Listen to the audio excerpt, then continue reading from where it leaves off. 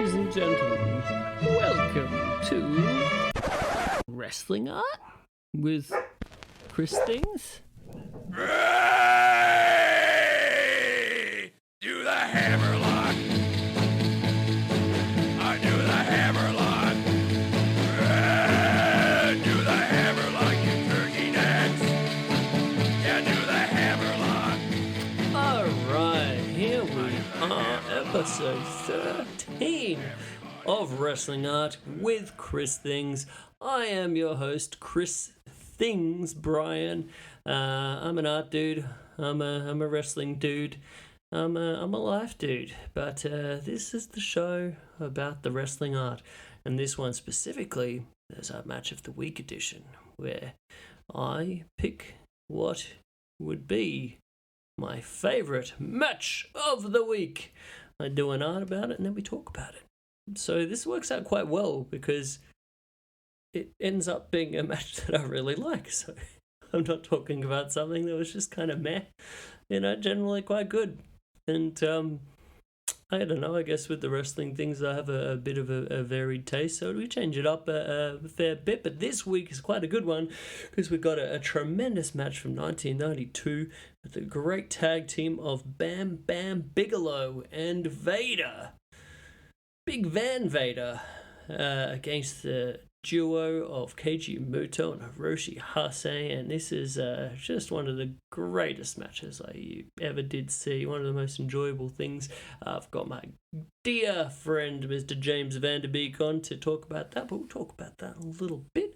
And this little start thing is what's kind of come to be known as my little thing. I don't know if it's come to be known. It's just the part where I talk to you, really. I just talk a little bit about what I've been going on, what I've had going on, my art stuff, So, a lot of the time, it might not be too exciting, This week I've just been working on a bit of commission stuff. I had some awesome commission things come on in again.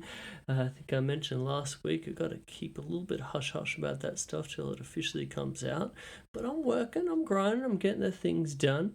And then, I have some other things where, people buy things. I've got the prints that I'm putting up all the time, so I'm fulfilling those orders.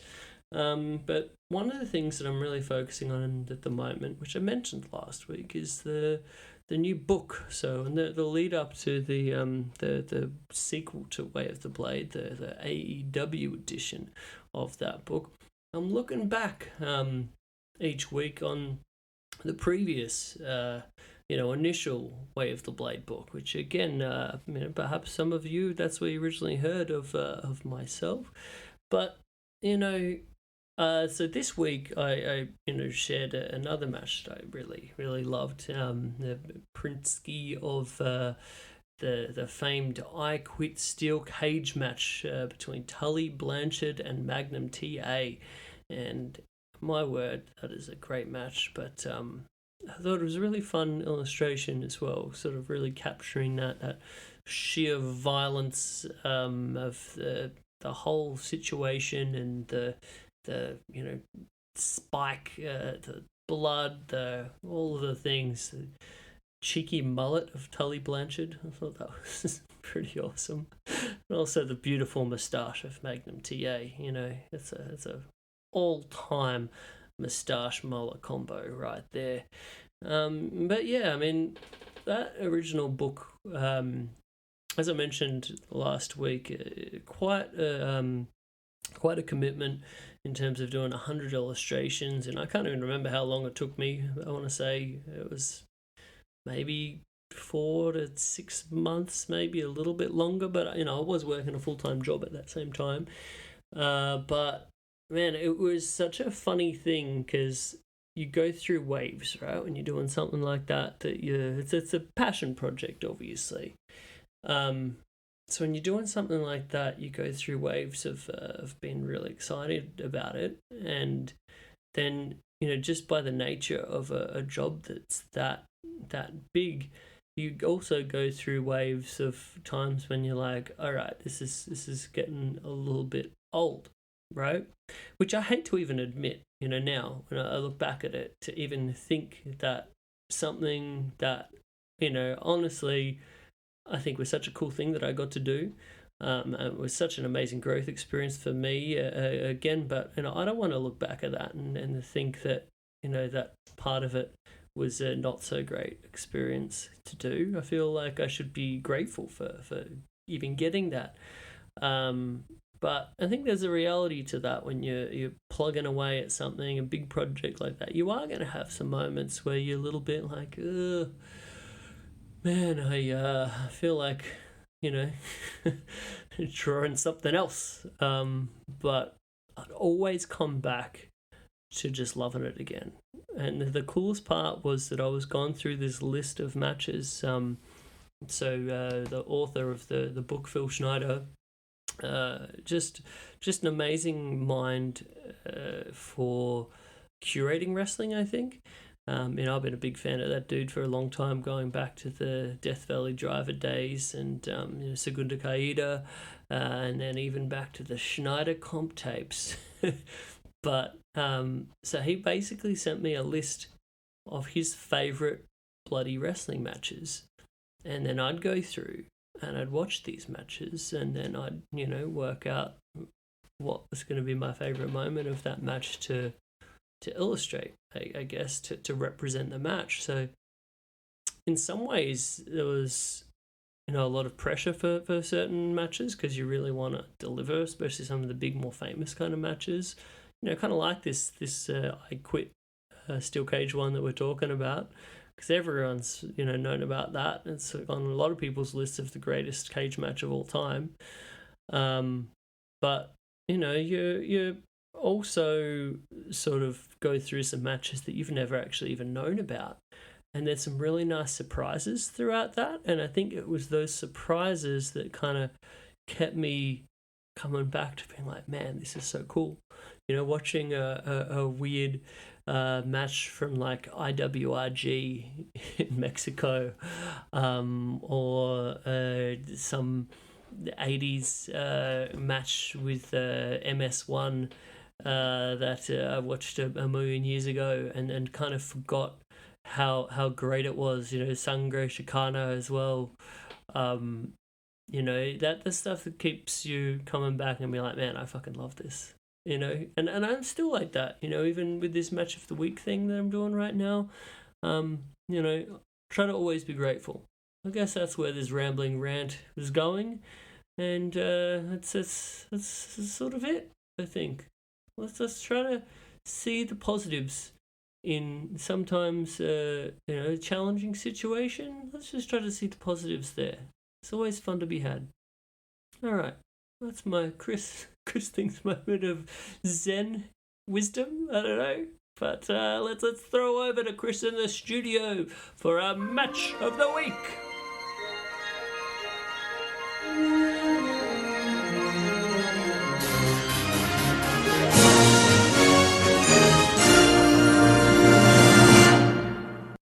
Okay, here we go. I have a gentleman on the line once again.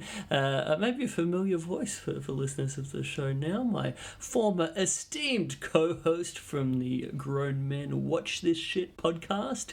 Prestigious Grown Men Watch This Shit podcast, might I say. Also, my dear friend Jeremy, but known to the greater world as Mr. Jaims Vanderbeek. Welcome to the show, bud. Thanks, pal. Yeah, I'm very gentlemanly. I'm also hopped up on painkillers right now, so bear with us, people. Here, it might get a little weird. Yeah. Thanks for having me, Guy. Oh, dude, you're welcome. You're welcome. I'm actually quite excited about the possibility of just going off the rails with the painkillers. Let's see how we go. Yeah, it might get us canceled. We'll see. So the backstory to this, you told me the other day you had a dental procedure done. Is that right? Indeed.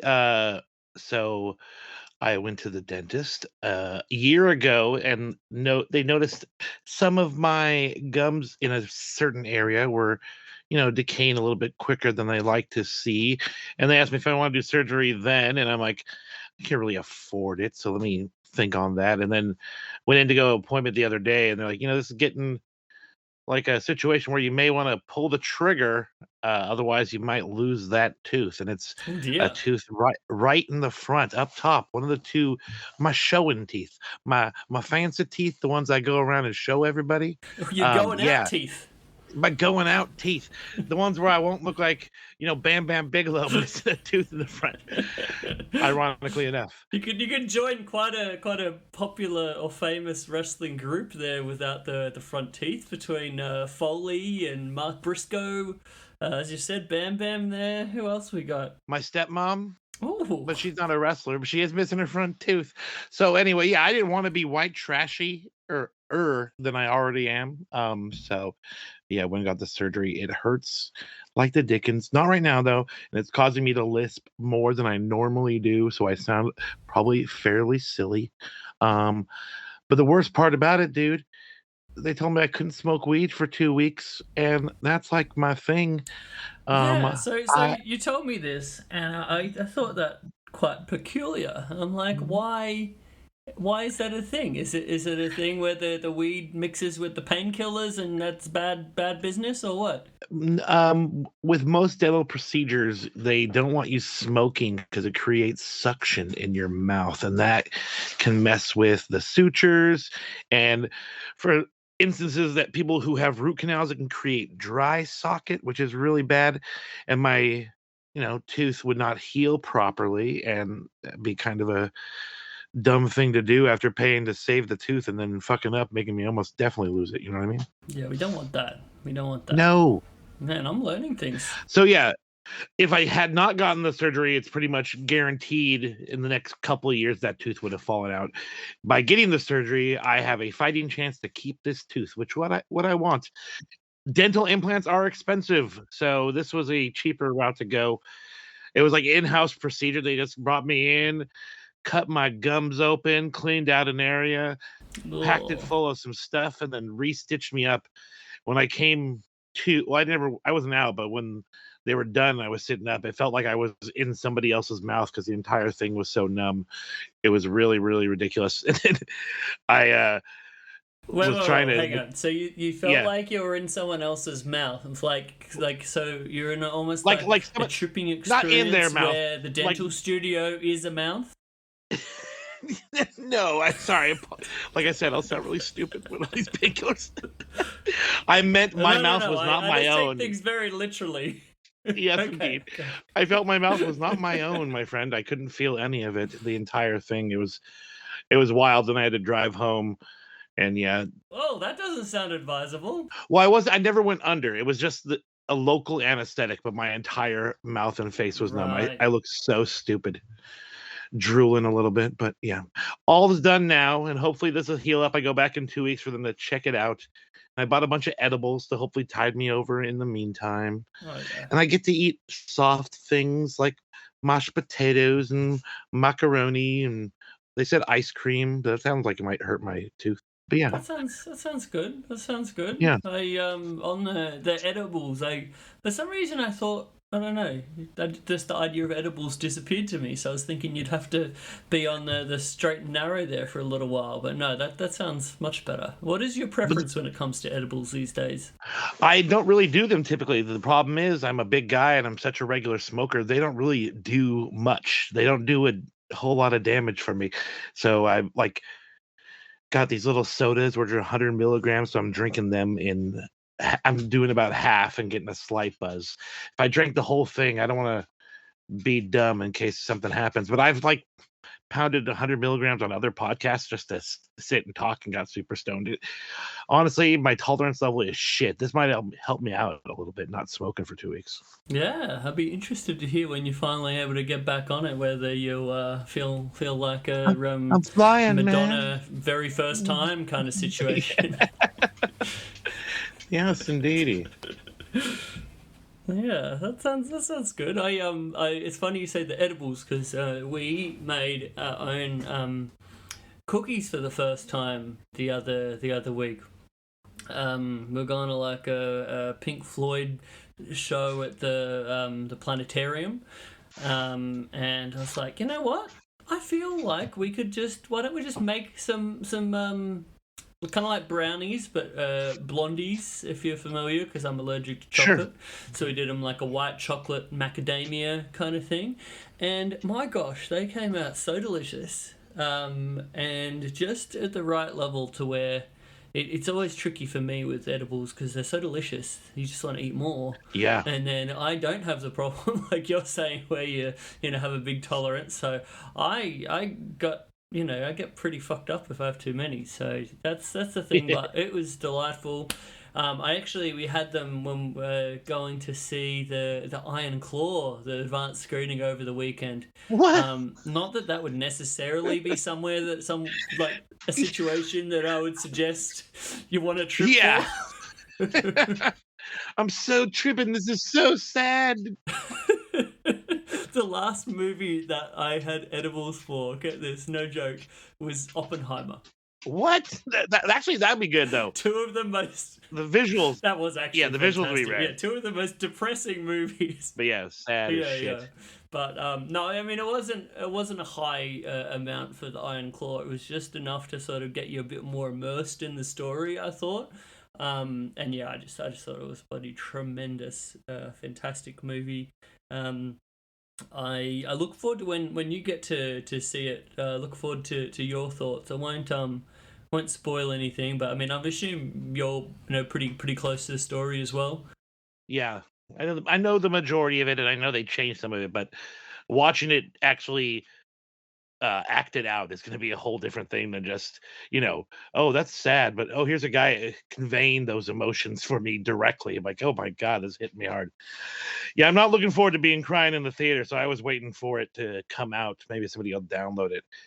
But real quick, what was your means of adding the marijuana to the cookies? Did you make butter, or did you buy some distillate capsules and pour it in there? How did you go about it? I did it the old school way, my friend. I made my own can of butter. So did the whole, nice. Basically making like a tea bag that you're then steeping in the butter for, we went the full 6 hours. And yeah, I think it was perfect. Wouldn't change a thing. Wow. Hell yeah. And I love that it has like a little, sometimes edibles have just like a little taste of the weed, but like not in a bad way. It sort of goes with the flavors that you're eating. So it had a bit of a herbaceous kind of a thing going on. Big fan. Delicious. I made some snickerdoodles the other day, and they sell capsules of edible THC. They come in 100 milligram capsules, and I actually got some 200 milligram capsules the other day, where I just poured it in the dough, but I had no way of determining how much got into each cookie. So it's kind of like a Russian roulette of which cookies was going to be the most potent, because like as soon as I poured the stuff in, it was pretty much gone. Dry ass batter. So who knows? I could have got hit with just one cookie with all 300 milligrams. Oh dear. Yeah. Oh man, but no.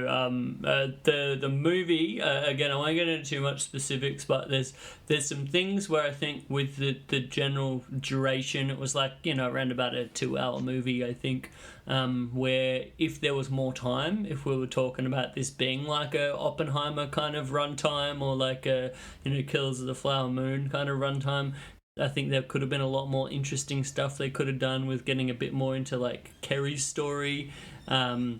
Maybe not eliminating an entire brother from the movie. That was the other thing. I mean, I understand that. I mean, Chris Von Erich is the one that gets out skied. It's just bizarre to like just. You could just not touch base with him very much. You didn't have to eliminate him from the story entirely. I mean, he is like, from the real story, he is like a key component of it. So if you were going to have him in there, you'd have to sort of like, have him as a significant partner. And again, I don't know whether it was just a creative decision that was made due to the fact that if you got, that shorter runtime, you can only focus on so many characters, or whether there was part of it where they're like, all right, general moviegoers who don't know this story are just going to think it's ridiculous once we get to like a whole last another brother killing himself. It's so ridiculous. Like, this is too unbelievable, and it's real. No one will believe it. Yeah, but I mean, so yeah, perfect world, this would have been a 2-hour, 45-minute movie, and we would have been able to have a bit more of like, you know, Kerry's kind of story, a bit, you know, had Chris in it, and but like they sort of in a way merged Chris's character a little bit in with Mike. I mean, they're both kind of similar in them both sort of not being good enough, not being, you know, having the attributes that the other brothers had. But no, it's super, super interesting movie. And overall, the biggest thought that I had was that for the main things that they did focus on, they made the right calls. And I think they told the right story. And I think they did right by Kevin. And if anything, the big thing I remember hearing out of it, like the one thing I heard of Kevin's, you know, what his actual thoughts were from seeing the movie was that he like told reporters or whatever that he thought they did go a bit hard on his dad, on Fritz. And if anything, from some of the stories that I've heard about Fritz and different documentaries and things that I've read about the real story, if anything, this movie probably goes a bit easy on him. So, I mean, that was kind of like... Wasn't that almost just fitting that Kevin's still defending his dad to this day? I mean, isn't it such a weird thing? I mean, I understand it. Like, it's kind of like heartwarming and also like... Sad and crazy. Sad, yeah, and weird at the same time too. And I mean, I also get it from like you could have your own personal thoughts and feelings on your dad, but you'd feel quite different about those, you know, being broadcast in a movie to the entire world. So yeah, it's a bit of a tricky one, but no, I'm super excited to see what you think about it. And I went with my partner Kaylin, and she, you know, not the biggest fan of wrestling, but she loved it. She thought it was awesome. Yeah, my Alicia, my lady friend, her brother came over with his girlfriend the other day, and she said, "Yeah, we went and saw the Iron Claw," and I'm like, "Oh, how are you feeling?" And she's like, "I really love the movie," and apparently she did do a little bit of research before she went, so she kind of had a little bit of information before she went in. I'm like, that's probably smart. Otherwise, you're just going to show up unaware and just like, what is this snuff movie? Yeah, I mean, Kaylin was the same. She like knew the story from me, you know, going on about it a bunch of times beforehand. But still, she was like, I think it somehow was more sad than she was expecting. Yeah. But yeah, just really good. I think it was a fantastic movie. And the stuff I've heard from Zac Efron, he has a total respect for professional wrestling at this point, which you would hope so. And then it was awesome. He's like, and then to learn from Chavo, one of the greatest to ever do it. I'm like, yeah, Chavo definitely instilled something in him. I mean, not that Chavo's bad by any means. I'm not saying that at all, but to describe him as one of the greatest to ever do it is pretty awesome. Yeah. I mean, you could say that about his dad, Chavo Senior was, and you can say fantastic. that guaranteed about his uncle. Yeah, absolutely. About his granddad. Yeah, but I don't know about Chavito being in that conversation, but it's nice. I've heard some tease that maybe they may be looking into doing another wrestling movie with the Guerrero family. So I don't know if that was just rumor, but that would be so good. Even though Eddie's story is sad, it'd be great. Yeah. And I just wonder how they would touch the Benoit story within that. Like, would Chris be a character, and then they I think it'd have maybe to. Yeah, exactly, and allude.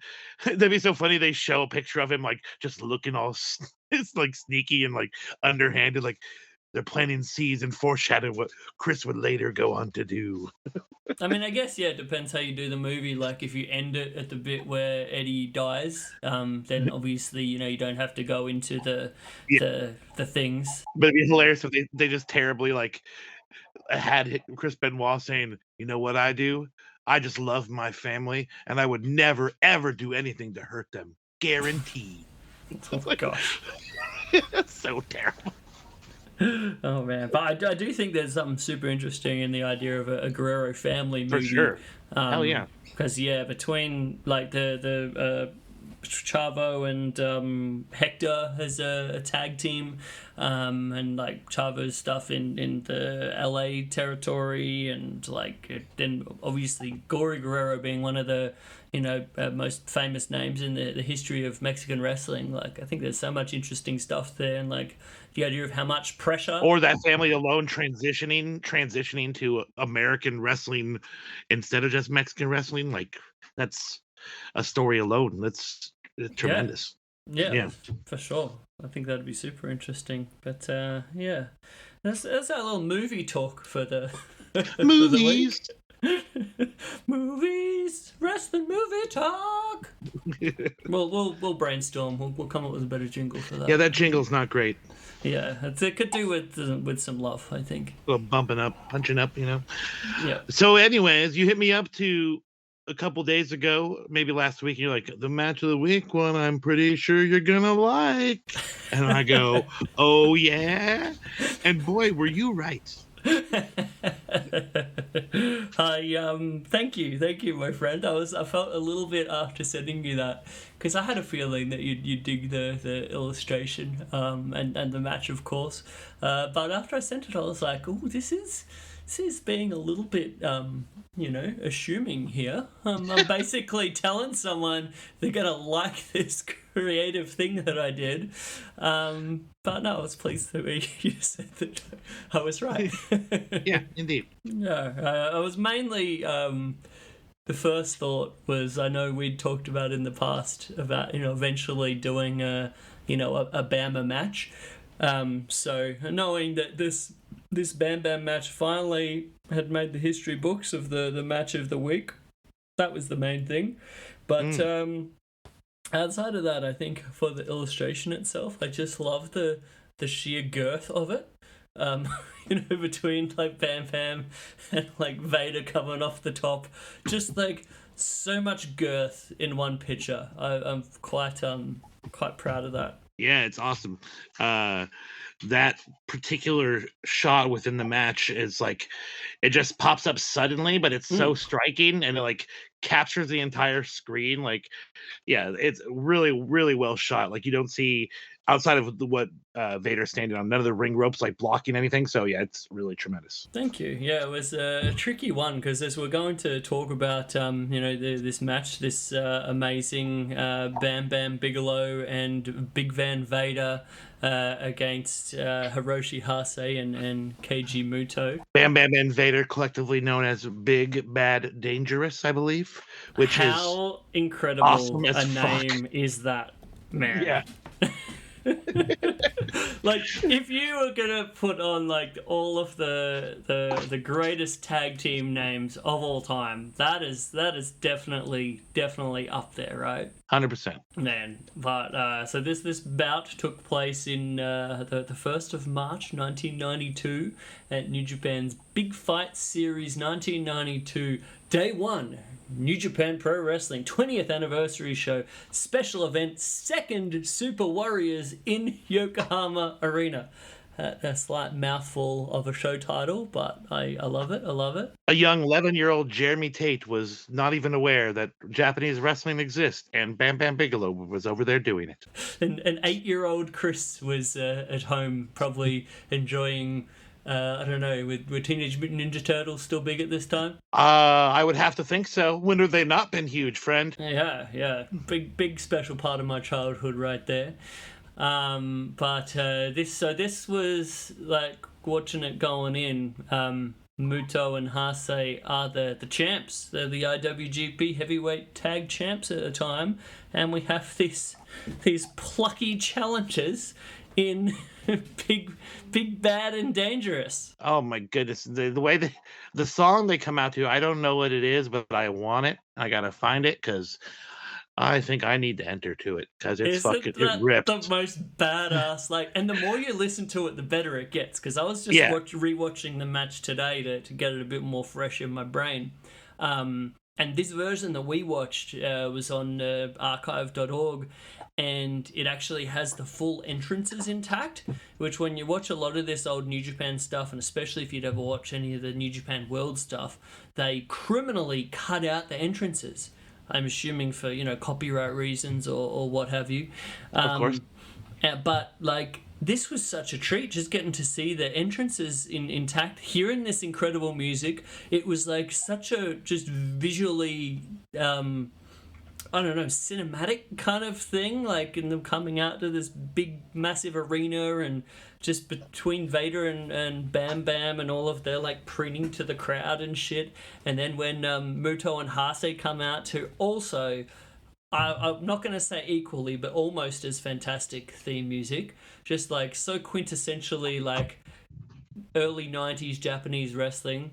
Just looking like just the most, just the perfect baby faces, I want to say. Young, upbeat. They're ripped. They're ready to go. They're facing two giant guys. Yeah, when Vader and Bam Bam came out originally, like they're together, and then they kind of separate and go their own ways after Vader rips a guardrail out of the floor, and then they come back and around. And Vader just goes on to like walk all around the crowd. It's like he's storming around the entire building. Bam Bam was like at one point just staring in the camera, making this crazy weird smile, like I'm lunatic Bam Bam. Watch out, here I come. There's like, speaking of that cinematic thing, there's a bit when Hase and Muto come out where Hase's like coming into the ring, and he does that like real great baby face like climb up on over the top rope kind of thing, and he pauses for a moment when he's got a foot on the top rope, and he like whips his shirt off, just pops it off, and just like wings it into the crowd so like quickly and seamlessly, and with just the camera shot and the lighting and everything, I'm just like, that was one of the coolest things I've ever seen. And all he did was pop his top off and throw it into the crowd. Muta was wearing a sick shirt. It was like it was him, but he had like Sting style face paint on, and then there was like another version of him standing there wearing all the crazy robes that he like would later wear on. The shirt was rad as fuck. I couldn't take my eyes off it. I want it. Bootleg it, somebody. All of the merch design from this era was like so badass, man. Like so much of this shit could be like brought back and like jacked and like some bootlegger sort of merch thing. Hint, That's what I'm talking about. Yeah, please. But dude, then did you spot who was one of the ring attendants for this match that caught my eye? With Vader and Bam Bam, or with Hase and Muto. I think I noticed with both, kind of like, the young boy thing where they're just directing both guys where to go to get to the ring. There was some guy I thought I recognized, but the name escapes me. Who did you see? And maybe I saw none other than Too Cold Scorpio. That's who I thought it was. Was it him? Yeah, because this was when he was he was a young lion, and this is where he came up in the New Japan Dojo system. His face wasn't as puffy. He was young and looking. Yeah, that's awesome. That totally was. I'm like, I recognize this motherfucker. Who the hell is he? Yeah, right before he has that awesome run in WCW, just like breaking out shit that no one's ever seen before. Those amazing music videos. Oh man, I could go down a whole thing of how much I love Too Cold Scorpio. But dude, the WCW music video is the best. No, yeah, we can cover that for a whole half hour. It's incredible. Definitely have a Too Cold match of the week in the near future, so we can tick that off as well. But man, you mentioning about that like camera work of this like era of New Japan, it's just, it can't be touched. There's a bit where like a prolonged long shot when they're sort of like getting ready to, for the bell to ring kind of thing, and they're like, doing their stretches and stuff. And then finally the bell rings, and then because you've been waiting on this long shot so long, when they finally do the dramatic zoom in after the ring bell, it has like so much of an effect, and I'm just like, fuck yeah, I'm amped for this match. Hell yeah, for sure. One thing I noticed in this is once they actually started getting it on, the ring does not fucking budge an inch, dude. Like, not at all. And they're not, like Vader's power bombs and stuff. He's not like pulling this stuff. He's planting them into the fucking mat. it's You can fucking say gnarly. that again. Yeah, it's fucking crazy. And I also, before they started out, I love that Bam Bam did a cartwheel before he even started fighting, and it really popped the crowd. They really got excited for that first cartwheel. I love Bam Bam's cartwheels like so much. Like he looks so happy with himself after he does it too. Yeah, But I mean, that's a big boy doing a cartwheel. indeed. So one of the first things that really captured my imagination as this match got underway, Bam Bam got the better of it, and he did. I don't know if you have this in your notes, but I don't know if I've seen him do this before, but this was incredible. This amazing, sloppy as fuck body splash from the apron. I have it written down.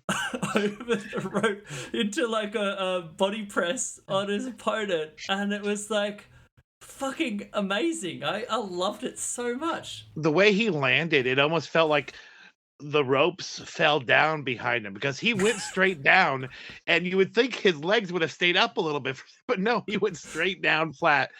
And the best part of the setup to that is he got like pushed over the ropes, and his belly got stuck on the top rope, and he barely made it over. And then he did this splash, but it was all so seamless. It was like, well, that was all planned. He's just a big fucking dude. It was great. He just kind of like flops on him, but with like so much impact. Just splat. Yeah. Splat. Kind of like, you ever see Vader's one where he does sort of backwards, where he sort of like goes from the apron back into the ring and like does this really sloppy like backflip onto the dude? It was kind of yeah. What's his name? Is it Roadblock? Oh yeah. Yeah, Roadblock did that. I think that was Roadblock's finish. Your homes to Roadblock respect. Hell yeah, man! One of the dopest jobbers of all time. Absolutely. Now I also, as soon as, so we had this great start bit with, I think it was Bama and Muto, but then as soon as like Vader and Hase get in the ring and just kind of like face off, I was like, you knew shit was on. Like there was a moment there, and you're like, man, this is gonna be so good. Yeah, Vader for a while was just beating the shit out of him, but there was a belly to belly spot. I think no, belly to back, where again the ring did not move at all, and then when Hase was fired up and beating the shit out of him, he just kept yelling repeatedly, "You son of a bitch! Oh, man, you sorry. son of a bitch! You son of a bitch!" That was so, like he said it at so least great. 30 times. So great. Yeah, I had some notes about this too. But before that, there was like just this great bit where when Vader starts to get on top of Hase, he just starts repeatedly headbutting him while he's like on the ground. He just grabs his head and he's just like headbutt. Yep. Just like so nasty. But then there's comes this amazing exchange of strikes that you're talking about, where Vader's doing his like clubs and everything, and Hase bows back up to him, and then like Hase gets in with this one of the most impressive overhead belly to belly suplexes that I've ever seen in my life. Like, 100%. Just a dude, like that's the thing about Hase. He is like he's like one of the greatest baby faces I've ever seen, but also like just probably the greatest professional wrestling suplexer that I've ever seen. I'd say potentially even more so than the human suplex machine, but just That's outrageous. envision kind of like, to me, the magic of Hase is he's like Japanese Ricky the Dragon Steamboat, who just is a fucking master of all of the suplexes. But yeah, he gets fucking Vader up in this like overhead belly to belly and just fucking launches him, dude. And I was shocked. it was incredible. And then that series of slaps from Hase that you're talking about. It's just like, you son of a bitch! Son of a bitch! Son of a bitch! Like, what the hell? Like, it's his favorite English phrase when he's fighting. The other thing about Hase, and I mentioned it on Twitter, is this guy, when he discovered he could grow a sweet mustache, never turned back.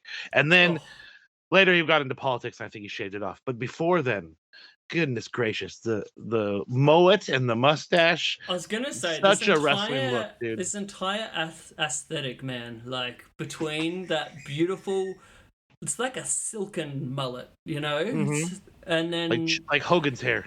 Yeah, but like if you had maybe out of like a shampoo commercial, it's like this is some glistening, beautiful hair that he's got with this mullet, and then just like this sweet mustache, and he's just got this like piercing stare as well. Man, how is this man not world champion forever?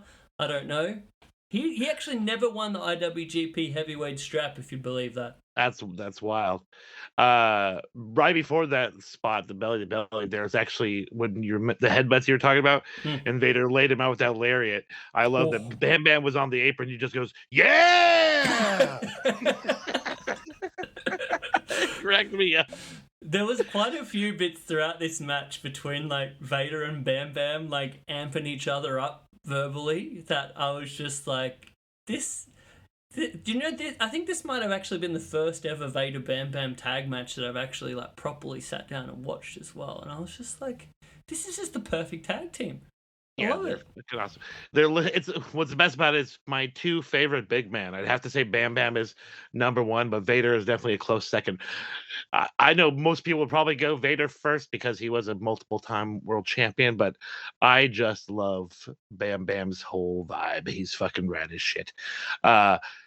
There when Bam Bam was in the ring with Muto later, they did it might have been with Vader, but they did the typical spot, where the guy does the leapfrog over, and then you normally would think they would go bounce off the ropes again and come back, but this time Muta did the leapfrog, stopped, turned around, and just kicked Bam Bam with one of those Xbox kicks, like right in the mush. Oh, so good. I love when you subvert expectations. Like nowadays, anytime somebody does a leapfrog, they continue running. No one stops and turns around to attack the guy. It seems so logical. Is the leapfrog keep going just the cliche that you have to put into your matches now? I mean, I feel like it's a lot smarter to just, you know what? Let's not go with this. Let's subvert your expectations here, and let's hit a fucking sweet soul butt. We used to call them TNA kicks back in the day because they were used as such a frequent like TNA transition move. But this was so sick, and in that moment, I was just like, man. Muto's like whole offensive repertoire at this point was just so cool, like just so flashy and so great. Was this before he ever went to America? This is after. After? Okay, no, that's why it makes sense with the fucking mask. I know the timeline. I'm just dumb right now. But the reason I called you're hooked up on some pain pills. I'm all right painkillered now, my out. friend. It's because X-Pac always used to do that one into the corner, but not like the standard TNA where it's like short right to the gut. He would jump up and catch you in the face. Yeah. Sean was actually talking recently, said he's ready to go at any moment. The only move he can't do is that one. Oh, man. That's such a cool one. Yeah. But love me some way X-Pac. more effective than just, bouncing off the ropes and coming back and then trying to avoid the clothesline that's clearly going to be coming your way.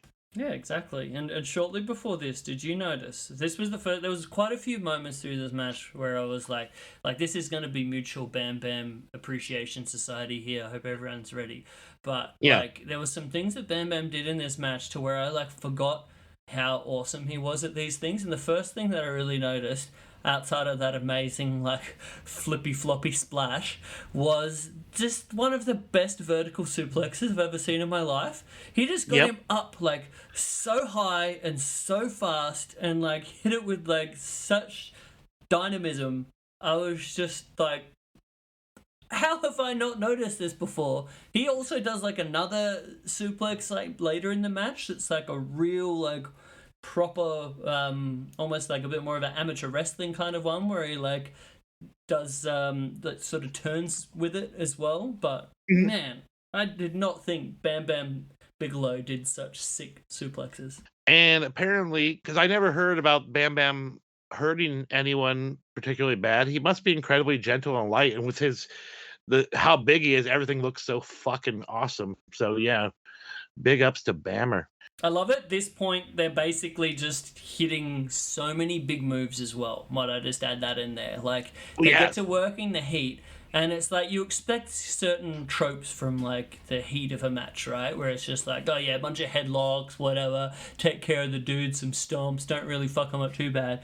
There are, like, massive finishes going on left, right, and, like, big clotheslines, big splashes, big sick DDTs, like big ass, man, multiple big ass fucking power bombs, like gnarly ones. One of them, Vader drops, I think it was Muta, right on his shoulder. It was so nasty. The very awesome Vader spot I liked at the one point in the match. He has Hase in his hand, and he's like reaching his other fist to the sky and coming all the way down on the bridge of his nose repeatedly.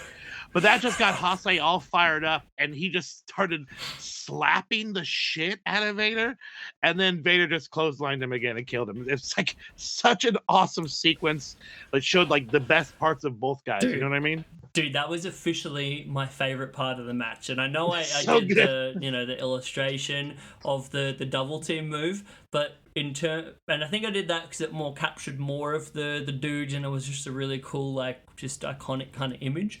But in terms of like best moment of the match, it was this, and the fact that it's like it's so premeditated and you can see it all coming as well. Like between the bit where he's like got Hase by the arm on the mat and he just looks him in the eyes, and then he slowly, like you're saying, just raises up that fist.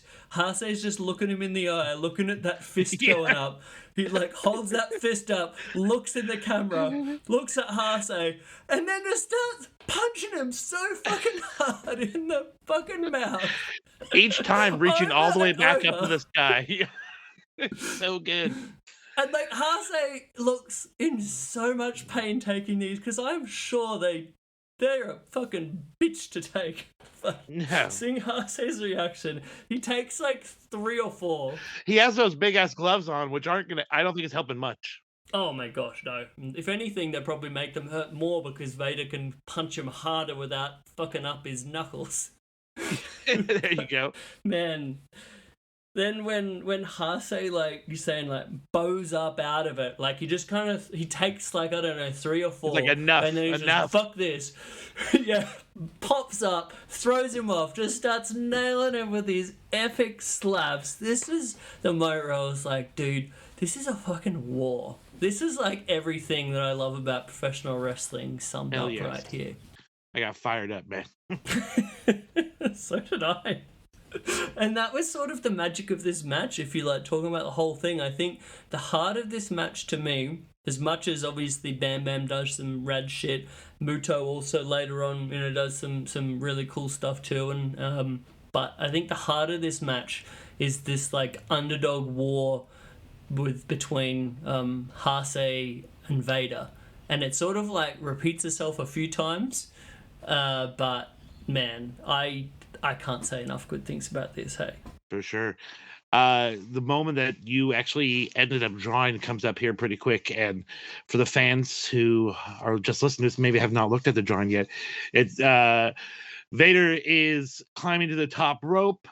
Bam Bam has Hase with his arms behind his back, and Vader's looking to fly and to squish him right in between him and Bam Bam. And I thought Bam Bam was just going to keep holding him, and he was just going to let him run into him like they do for their finish thing, but now he kind of stepped to the side, so yeah, it obliterated him nonetheless. I just thought this was like the coolest double team move I've ever seen. Like, it was just between how simple it was of just him holding the dude, and we're almost so conditioned with our wrestling these days to where you see something like that of the guy holding the opponent, and then the other guy takes a while to set it up or whatever. You're like, oh, he's definitely moving out of the way and he's going to be hitting like the opponent. Yeah, reverse. No, he just like fucking holds him up, and then he just collects him with just this like massive splash, like off the actual top rope as well. I noticed, like, you'd imagine that moment, like, oh yeah, he could do that off the second rope. That would be just about the same, but probably protecting everyone involved a little bit more. Nah, go the whole fucking hog. Yep.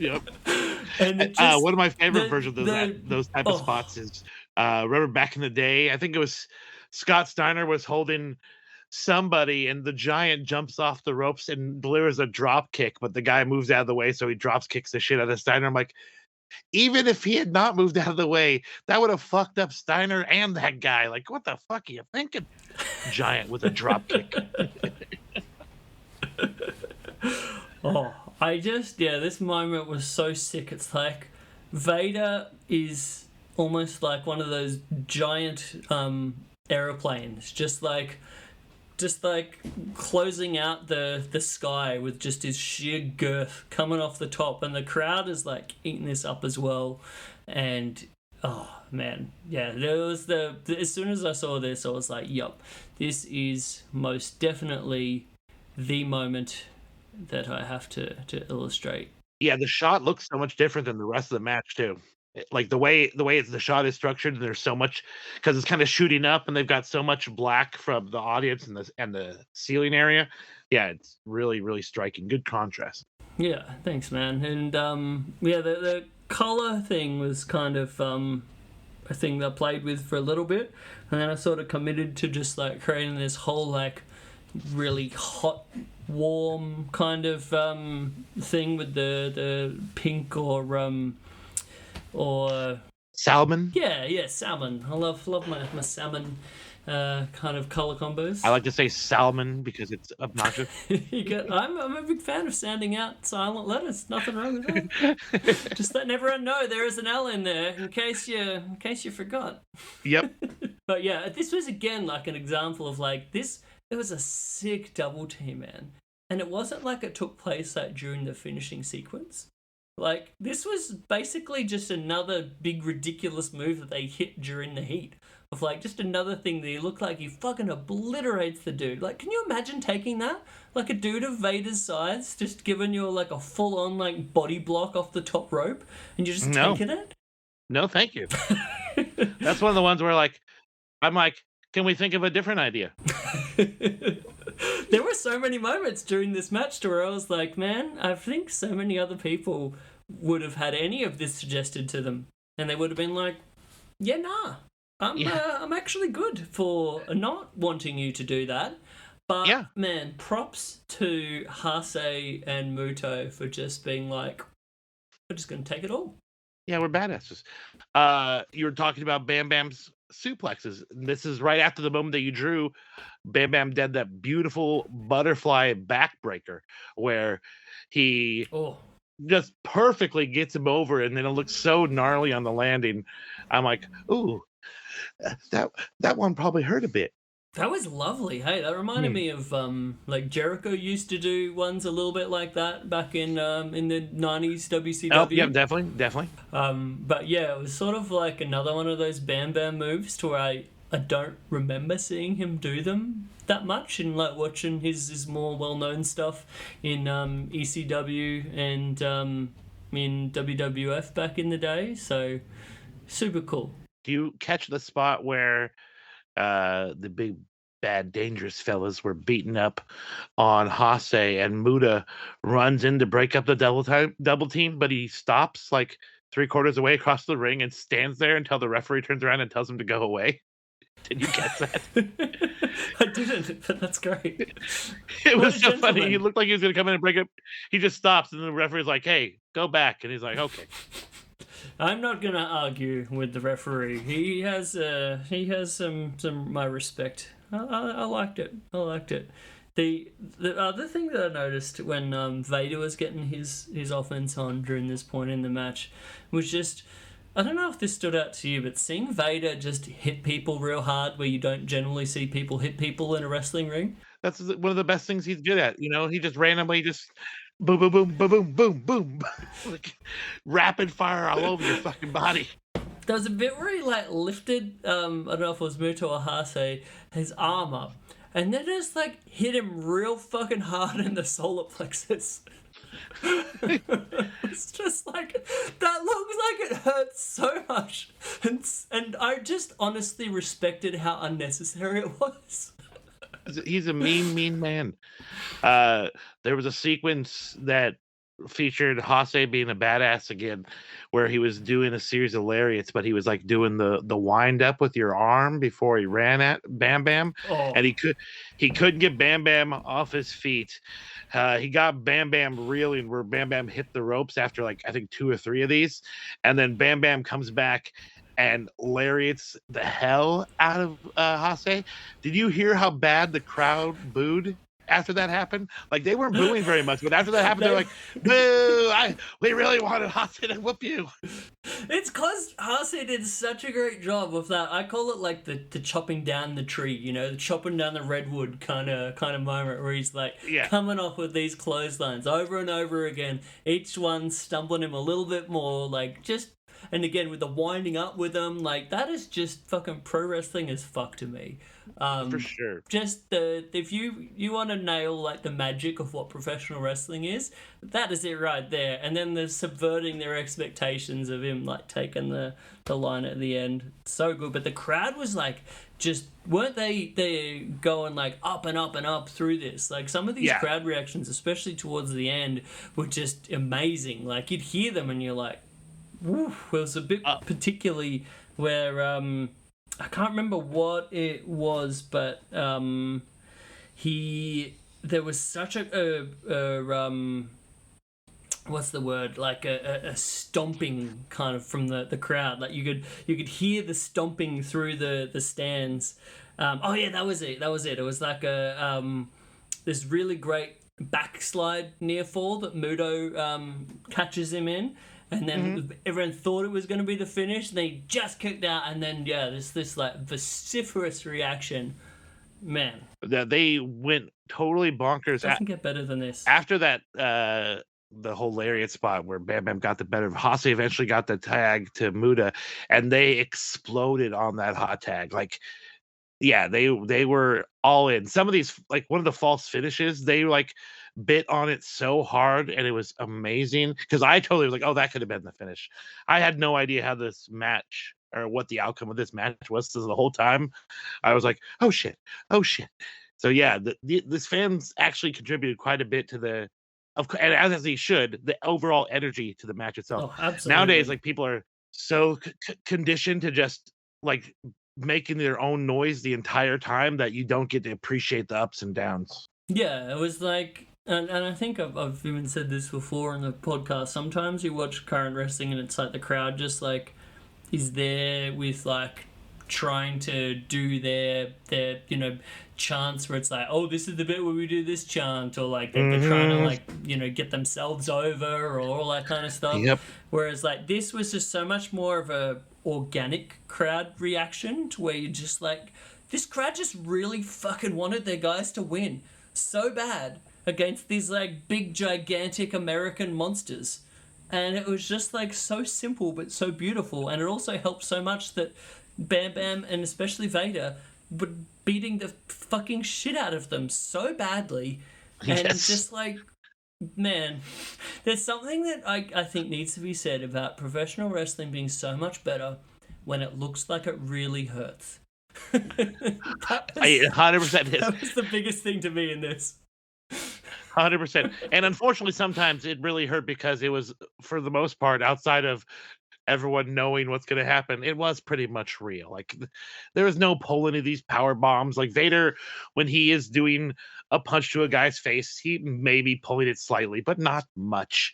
But yeah, one of the moments that I loved was kind of showing how the announcers view these two big monsters. Vader goes to tag Bam Bam out, and he goes, "Come on, baby," and then the announcer says, "Oh, come on, baby." and then I'm sorry for my terrible accent, but it just I love when the English pops out where they do, and like he didn't have to recapture that, he just said, "Come on, baby," to Bam Bam. It was adorable. I noticed that. I actually had to pull it back. I rewound it because I'm like, did he just say "come on, baby" too? And I rewound it. He fucking did. There's also another right here close to this. After Bam got tagged in, he ended up doing a flying headbutt, and I got to put over Bam Bam selling the flying headbutt himself. Mm-hmm. He's like grabbing his face. He looked like he's all disoriented. Took him a while to go over to get the pin. When the pinfall is broken up, he's still holding on to his face and selling how bad his head hurts. Yeah, that was fucking tremendous. Oh, I had a note about that as well. But yeah, the commitment to selling it, so sick. And then that Enziguri, I'm always awestruck by how great Vader hit that Enziguri for a dude of his size. You mean Bam Bam? Yeah. Oh, sorry, did I say Vader? Yeah. Oh yeah, 100%. He just It's like he throws his entire his entire side up and over and kicks him. It's fucking great. The other thing you mentioned earlier about those like power bombs of death, but yeah, there was one of these like going into this finishing sequence where Vader hits one of the most fucking brutal like 80s Sid Vicious-esque power bombs on Muto that I've ever seen. He just fucking crumples him, dude. Like right onto his shoulder. That's what I was talking about earlier. Yeah. Nasty. And that ring as well, like you were saying, that ring did not move an inch from the impact of this. This was one of the most badass power bombs I've ever seen in my life. And I think that's all the reason why it's like the crowd was like so fucking up at this point, because like he hit that and then Muto like kicked out of it. Oh man. And then the next thing I had a note about was the again Hase with this superhuman like suplexing strength, where he gets Vader up with and hits his big signature Uranage on him. And then Muto straight away into like one of the most perfect, beautiful moonsaults that you will ever see. I still don't think anyone has hit a moonsault quite as perfectly as Muto did during this period. But again, like such a bloody great near fall, and the crowd has just gone rabid at this point. Yep, that's the falls I was talking about that they totally bid on. Like they and I both thought it was over, because that was such a great combination finisher. That Uranage, he just wrenches him up and turns around and plants him, and then, as you said, just picture perfect moonsault. I also Bam Bam followed up with his own moonsaults, which is a beauty. Yes. And then Vader with the splash. What a beauty. And the last second save by Muta. This is another falsie that the fans lost their shit for when Muta got over there. Like, it was great. Honestly, the finishing sequence of this match was awesome, and the fans were a part of it the entire time. Oh, for sure. Like that Vader splash. I don't think I've seen anyone do just like a standing splash to a laid out opponent like with the level of like impact and awesomeness that Vader did. So damn good. And yeah, it was such a great near fall. Well, I don't think I've ever seen Bam Bam do that flipping senton. I can't recall. Like, it's the front forward little tight one. Like, he should not be able to do that. Yeah, and I don't know whether that was maybe a signature thing of their tag team. Like, this was sort of where you're like, they kind of had some coordinated offense kind of deal. So it might have been part of that, but I thought that was so awesome. And then, man, the actual finish, I thought, like, of all the stuff that was like, I was fooled, because I was the same as you. I didn't know actually who went over from this one, which is kind of magical, you know? Hang on 1 second. Before you describe the finish, I want to just put over one moment. Mm-hmm. This is right before the finish. Bam Bam runs in to break up a near fall, and he like flings his body over there with so much force that he almost falls over and has to catch himself from falling down on the top rope. And what I love most about this is because knowing now that the finish like literally happens a few seconds later, he didn't need to put that much effort into breaking up that pinfall attempt when the finish was coming. But he did anyway, because he's fucking Bam Bam, and you don't fuck around. Love it.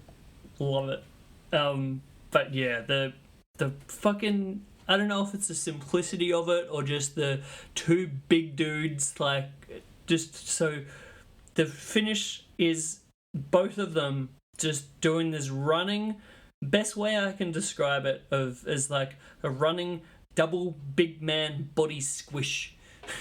They both sandwiched their opponent. Yeah, set from opposite corners. Yeah, it looked so badass. It was amazing. And then Vader hitting. I feel like I'm saying this a large degree to it throughout this match and this episode, but just the best choke slam that I have ever seen in my life. Looked like I actually described it as a choke bomb. I called it a choke bomb because the way that he didn't land on his back, he landed high on his shoulders like you would with a power bomb. Yeah, choke bomb, motherfucker. That is how it is done, man. If anyone wants to bring that one back and probably have all of your opponents fucking hate you, please, please be my guest. No thanks, friend. What's your finish? No. Oh, but yeah, I just as much as I've been raving for this whole thing, I still don't think I can quite put into words how much I love this match. It was just everything that I love about professional wrestling. This tag team was just one of the greatest, like, big... I honestly think this duo of Bam Bam and Vader is, like, far better than, like, the best I've ever seen of, like, the Road Warriors or any of these other really, like, famous big man tag teams. What do you think? Yeah. I'm hard pressed to put anyone above them. They're, again, my two favorite big men. They're badass. They're legit main eventers. I know Bam Bam never won a world title in WCW or WWE, but whatever. Dude, and the name Big Bad Dangerous. Fucking A, come on.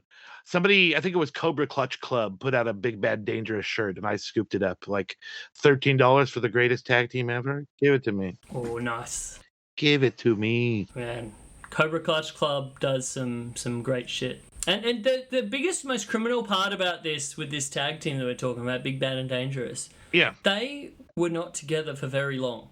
They were like legit, most of their stuff was just between 91 and 92. And then they never tagged again. That was pretty well. Well, they realized that it's too much for the other guys. You know, they got to give everyone else a chance. When you know that you would decimate all your opponents, what really is there left to do? You know? Yeah, I guess so.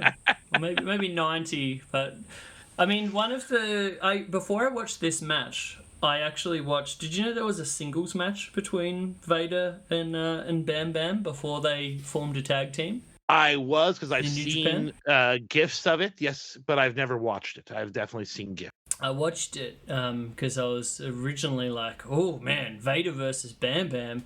Perhaps this could be the match of the week, you know? Cause I was just like watching all these great matches that I could find of this kind of era. And it did have some great stuff, I'll say that. But overall, it wasn't nearly as good a match. And like, I think there's something about their chemistry that they had as a tag team didn't quite traverse wrestling one another, if that makes sense.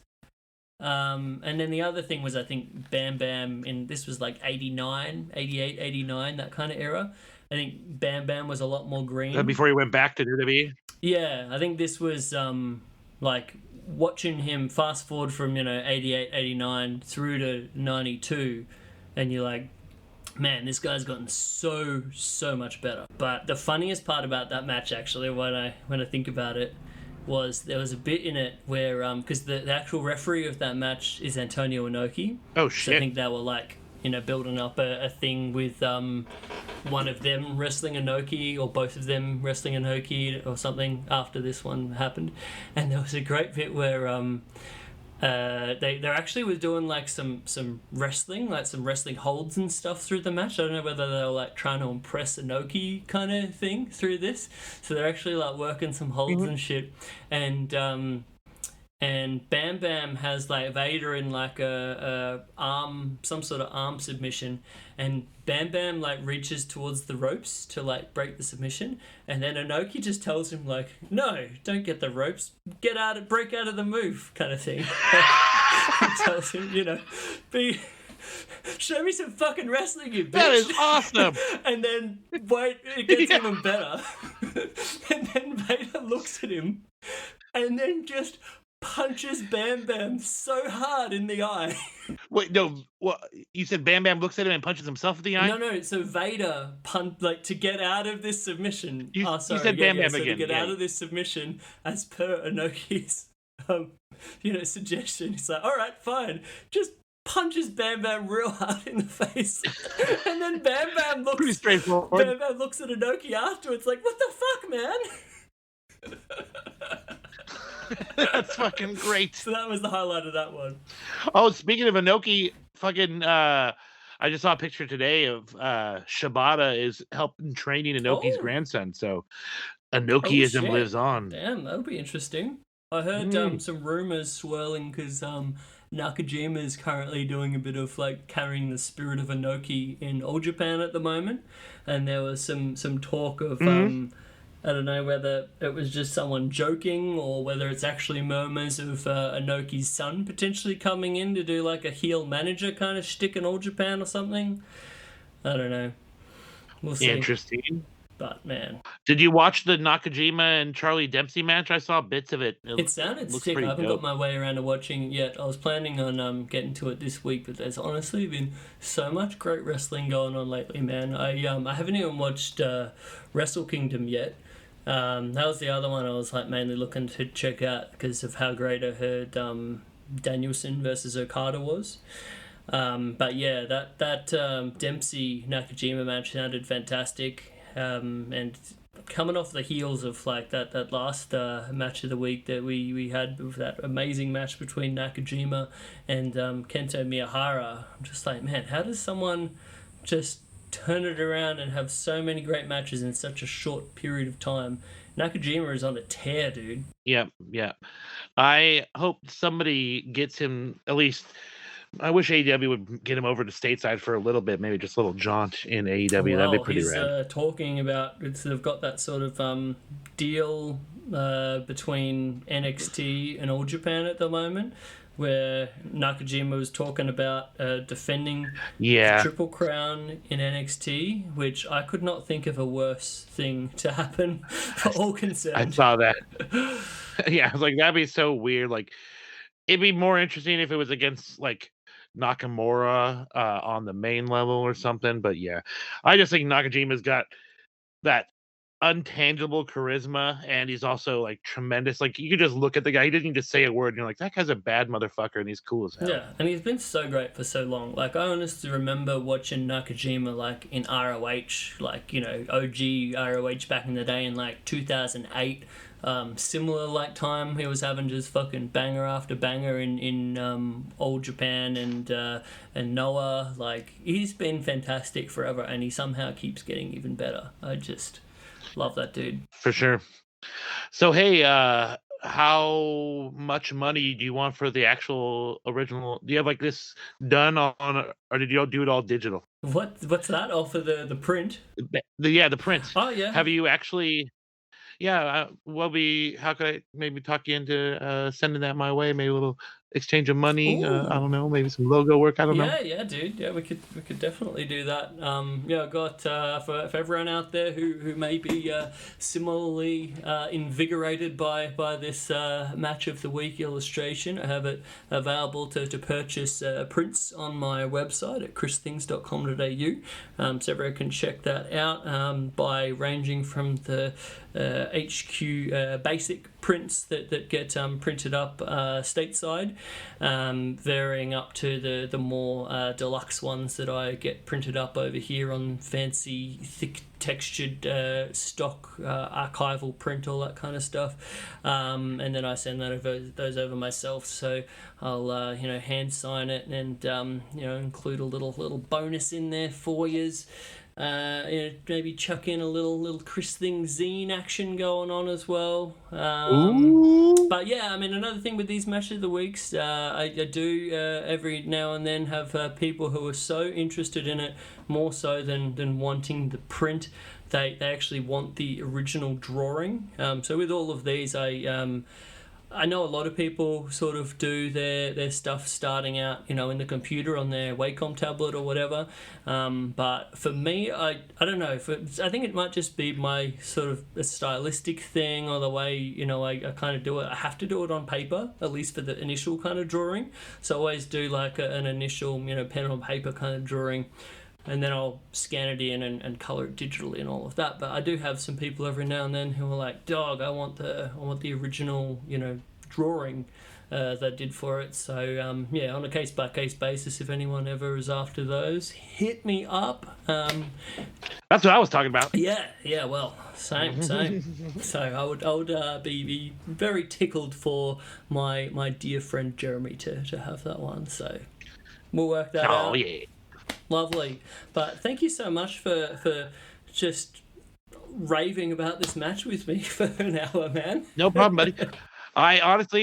I watch wrestling so much, but the only time I ever really, really pay attention enough to, wax philosophically or actually go over the match beat by beat is when I am doing the podcast with you. So yes, it was a joy. Oh, that's cool to hear, man. I would say the same. Like, I try to watch stuff closely as I can when I'm just watching it for my own kind of joy, but there's something else that makes you watch stuff a little bit closer, especially when I'm like doing a rewatch like I did today of a match. Like, I don't know, it's so cool, like seeing all those little details that you might have missed otherwise. And especially when two people have decided this moment is a small moment, but it's so important that we have written it down our notes to discuss together. And the funny thing is, so most of these moments that we talked about, we did not compare notes before we did this show, but we had all of the same moments basically as the ones we had written down. Yeah, we like similar things in our wrestling, friend. I maybe get a little bit goofier, and you're a little bit more traditional for the most part, but I respect the traditional wrestling as well. I likewise, I like a bit of gaga from time to time as well. It doesn't all have to be serious. I was a big fan of, like a lot of Shakara, big fan of, like Orange Cassidy, pretty much everything I see him do. I remember watching, did you ever watch in Osaka Pro back in the day, those Ebasan versus Kushimbo Kamen matches? I have never actually watched, but I have seen, gifs of Ebasan, but no, I have. Or what's his other Kikutaro? Is that the similar guy? Or is it the same name? Yeah. I think that was when he left Osaka Pro and he couldn't use the Ebasan gimmick anymore. But yeah, hilarious. That's another different level of comedy. Like, what was that demon character from Sendai? That chick, I forget her name. Like, oh yeah, the Sendai girls. Yeah, again, you got to have both. That's what's awesome about wrestling. It could be equally intense and super super serious, but at the same time, when it's really really silly, it can be really really funny. Yeah, and in some ways, like, it sort of, I think it works great, especially when you're filling out a card and you got earlier stuff in the show where you want a bit of brevity in there. So then it like works as like even more contrast for when you have a match where people are just going out and beating the fuck out of one another, For sure. Yeah. But that's been our episode for the week. Thank you everybody for listening. I'll chuck a little plug skis in there. Big thank you to Social Suplex for keeping the lights on, for keeping this podcast going, for giving me the opportunity to do this cool thing. Check out socialsuplex.com. A whole bunch of other rad wrestling podcasts on there, especially Keeping It Strong Style. We got the AEW One Nation Radio, a whole bunch of stuff. But then also, do you have some plugs, my friend? I can do some plug skis. You can follow me on all varieties of social media at Jaims Vanderbeek for the most part. If you want to hit me up on Facebook, I'm Jeremy Tate. If you're not too weird, I might indulge and let you be my friend. But I'm also part of a monthly wrestling company, and we're on IWTV. It's SOS Pro Wrestling. I do commentary with my pal Cody Von Whistler. Our most recent show, Point Break, is up there right now for your enjoyment. So give it a listen. Let me know what you think. Lovely. Might I say on that, I saw some pictures that you shared of said show recently. And my gosh, that whole vibe that you described last time of the kind of like island wrestling kind of thing, it just looked like such a fun time. Everyone in the crowd looked like they were having so much fun. Dude, we were sold out and everyone's having a good time. Most of the people are not necessarily wrestling fans. They're just like SOS, and everyone plays along. They know their part. We do call and response off of the PA for some of the jokes. It's just a tremendous good time. And it's all from kind of spawned from that company I used to go see, 321, back in the day. So it's got that same weird wrestling vibe. And I've never happier or smiling more than I am when I'm at these events. It's the best. Oh, amazing. Will you have a chance to rest up from your dental thingies before your next commitment, sir? Yep, I only am hung up mouth-wise for 2 weeks. So in 2 weeks, I'll be back to smoking weed, and we got a show next month. I believe it's called Cruel Intentions on February the 9th. So if you want to, you can watch us live on IWTV. Woo! Oh, man, Cruel Intentions. That gives me a throwback to, I remember a movie titled that gave me many a boner back in the day as an Sarah adolescent. Michelle Gellar and Ryan Phillippe. Yeah. Yes, indeed. Ryan Phillippe actually follows me on Twitter, weirdly enough. The real guy. Wow. Apparently he likes wrestling. What a tie-in, huh? Wow, there we go. That is it. That's tremendous. I'll also chuck to my own plug skis of my socials. Follow me at Chris Things on the Instagram and the Twitter. Instagram, you can see all my art stuff. That's where I sort of put most of it up. So various things ranging from your more wrestling centric thing, matches of the week and such, to like Big Lebowski artworks, another cult of ephemera. Oh yeah, that one's great. Oh, thanks, man. I love Big Lebowski so much. Like, I think I just will always make art of the dude and all of the moments of that movie. But keeping it. I think I'm trying to walk the line of dabbling between, a bit of your wrestling, while also, getting a bit of other culty goodness going on. So we'll see how things develop. But don't worry, you'll definitely get your wrestling share there. Twitter's best. You'll hear all the updates about this show and some other cool things going on. And then lastly, as I said earlier, christhings.com.au, where you can go and buy all these things. You can buy originals, bloody calendar, mug, what have yous, all of the things. So check out all that. But lastly, thank you so much for listening, guys. Appreciate your attention here. It's just such a nice thing, the idea that you're listening to this show. And then honestly, the best feedback that I've gotten about this show is people listen to it and then they tell me that it makes them want to create art and get back into drawing wrestling and stuff like that. And I think that is just the best feedback I possibly could get, and the greatest intention of what this show is. It's basically just in trying to wake that thing up in other people, and for us all to have a good time making art together. So yeah, if you have a friend that you think might dig this wrestling art thing, tell them, share it, leave a review, subscribe, all that good stuff. But thanks guys. Appreciate it. Think that's about it. Thanks, man. All right. It's always weird how to end these things. Yeah, I was working up to some sort of ending, but no, it just sort of petered out. Good afternoon, good evening, and good night.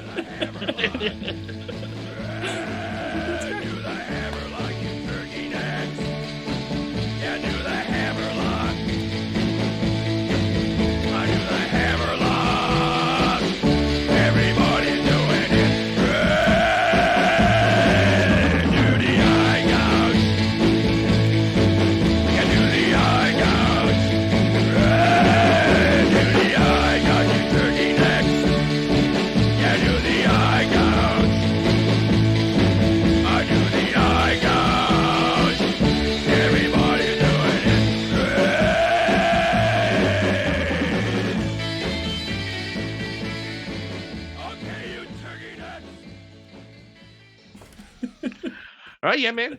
That was a lot of fun.